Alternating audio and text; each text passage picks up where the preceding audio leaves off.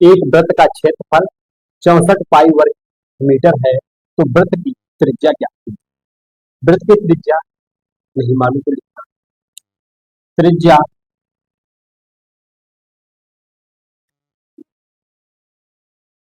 Are बराबर question mark यानी निकालना। ठीक है, वृत्त का क्षेत्रफल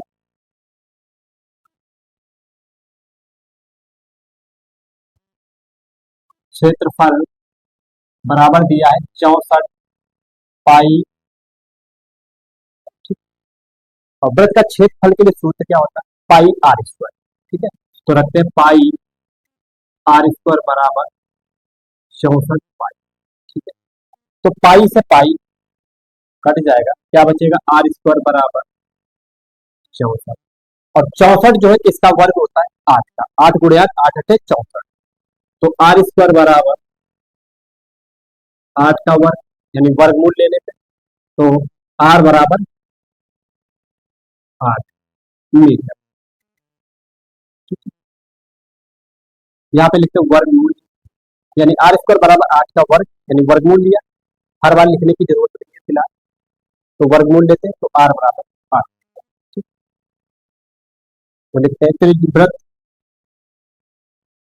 की त्रिज्या बराबर 8 मीटर।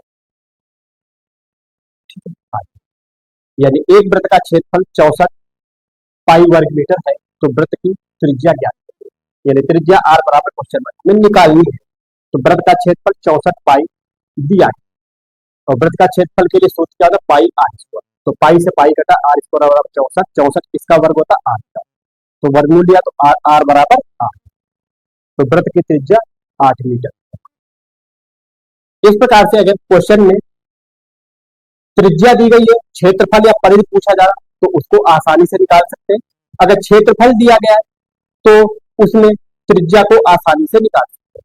अब इसी में अगर कह दे त्रिज्या ज्ञात कीजिए और यहीं पे जोड़ देते हैं इसका व्यास क्या होगा, यानी व्यास क्या होगा? व्यास पूछ ले, व्यास का मान। ठीक है, व्यास का मान क्या होगा? त्रिज्या का 2 गुना। तो व्यास बराबर लिखते हैं, व्यास बराबर 2 गुणे त्रिज्या, यानी 2 गुणे 8,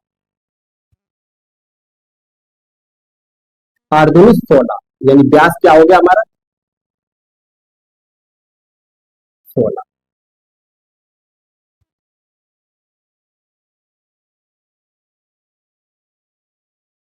इसमें जोड़ था व्यास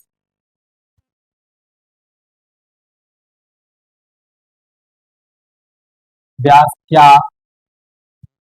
होगा। ठीक है? अब यहाँ पे बात से जोड़ा है, व्यास क्या होगा। ठीक है, एक वृत्त का क्षेत्रफल दिया, तेरा वृत्त की त्रिज्या ज्ञात कीजिए तथा व्यास का क्या होगा। त्रिज्या निकाल ली, व्यास क्या होता है? त्रिज्या का 2 गुना डायरेक्ट। व्यास बराबर 2 गुणे त्रिज्या, 2 गुणे 8 बराबर 16। व्यास का मान 16। इसको नोट कर लीजिए, इसलिए सोच लीजिए, आगे क्वेश्चन समझते हैं। प्रश्न 4 है, इसमें कहा है एक वृत्त की परिधि 50 पाई सेंटीमीटर है, तो वृत्त का व्यास क्या होगा। यानी व्यास निकाल के पास जाने से पहले सबसे पहले क्या चाहिए? त्रिज्या। और वृत्त की परिधि के लिए क्या होता है? 2 पाई आर। यह डायरेक्ट भी हो जाता, पाई गुणे डी। डायरेक्ट यहां से निकाल सकते हैं, पाई गुणे डी बराबर 50 सेंटीमीटर, 50 पाई सेंटीमीटर। ऐसे डायरेक्ट व्यास भी निकल जाएगा। ये पहले त्रिज्या निकालेंगे, उसके बाद फिर व्यास निकालेंगे।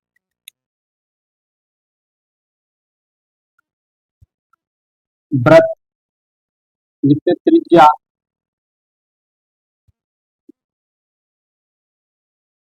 आर बराबर क्वेश्चन मार्क, व्यास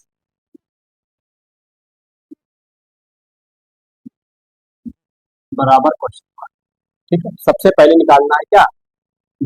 त्रिज्या। लिखते वृत्त की परिधि बराबर क्या दिया? 50 पाई। 50 पाई, और वृत्त की परिधि के लिए सूत्र क्या होता है 2 पाई r बराबर 50 पाई। ठीक है, पाई से पाई और 2r बराबर 50, r बराबर 50/2 25, r बराबर 25 से। ठीक है, व्यास बराबर क्या होता है, व्यास बराबर 2 गुणे त्रिज्या बराबर 2 गुणे 25 बराबर 50 सेंटीमीटर। यानी व्यास बराबर 50 सेंटीमीटर। ठीक है, तो परिधि के लिए सूत्र होता है 2 पाई r। ठीक है, और 2 पाई r यानी 2 गुणे पाई r, यानी इसको देखेंगे तो क्या होगा पाई गुणे 2r, और 2r का मान त्रिज्या का 2 गुना ही तो व्यास होता है। ठीक है, तो पाई गुणे डी हो जाएगा, यहां से डायरेक्ट निकाल सकते हैं। यहाँ पे देखो डायरेक्ट हमें 50 सेंटीमीटर प्राप्त हो, किसी क्वेश्चन में कैलकुलेशन होगी तो डायरेक्ट नहीं निकल पाएगा, तो इसलिए पहले त्रिज्या निकालते हैं फिर उसके बाद में व्यास निकालते हैं। तो त्रिज्या दी गई, क्वेश्चन में नहीं पता है, व्यास भी नहीं पता, जब त्रिज्या मालूम होगी तभी व्यास निकाल पाएंगे। वृत्त की परिधि 50 पाई, परिधि पर 2 पाई r होता है, हल किया पाई से पाई का 2 पाई बराबर 50 और 2r बराबर 50, r बराबर 50/2 यानी 25, r का मान 25 है। व्यास बराबर क्या होता है 2 गुणे त्रिज्या, 2 गुणे 25 यानी बराबर हल्के 50। व्यास का मान क्या है 50 सेंटीमीटर, त्रिज्या 25 सेंटीमीटर। प्रश्न 4 को नोट कर लीजिए या स्क्रीनशॉट ले लीजिए, और इस प्रश्न के साथ ही इस वीडियो को कंप्लीट कर दें।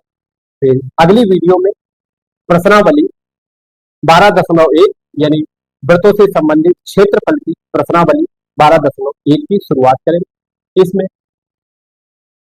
इस प्रश्नावली से संबंधित महत्वपूर्ण पॉइंट समझे और कुछ क्वेश्चन के माध्यम से डिस्कस किए।